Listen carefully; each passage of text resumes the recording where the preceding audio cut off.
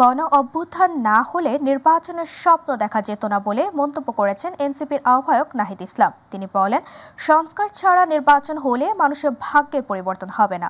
জামালপুরে জুলাই পদযাত্রা পরবর্তী সমাবেশে তিনি এসব কথা বলেন। এর আগে বেলা 11:30টায় শহরের তমালতলা মোড় থেকে পদযাত্রা শুরু করে এনসিপি। তমালতলা বকুলতলা হয়ে শহরের প্রধান সড়কগুলো প্রদক্ষিণ করে ফৌজদারি মোড়ে পদযাত্রা শেষে সেখানে এনসিপির পথসভা অনুষ্ঠিত হয়। কিছুদিনের মধ্যে 5ই আগস্ট আসতে যাচ্ছে। আমাদের জুলাই গণ অভ্যুত্থানের 1 বছর পূর্তি হবে। 5ই আগস্টের আগে 3রা আগস্ট আমরা ঢাকায় জড়ো হব। আমরা বলেছি জুলাই সনদ এবং জুলাই ঘোষণাপত্র অবশ্যই 5ই আগস্টের মধ্যে জারি করতে হবে এবং বিচার এবং সংস্কার এবং নতুন সংবিধানের প্রতিশ্রুতি নিশ্চিত করতে হবে। অনেকে বলে বিভিন্নভাবে আমাদের বিরুদ্ধে প্রোপাগান্ডা করার চেষ্টা করা হচ্ছে, আমরা নাকি নির্বাচন বানচালের চেষ্টা করছি, আমরা নাকি নির্বাচন পিছিয়ে দেওয়ার চেষ্টা করছি।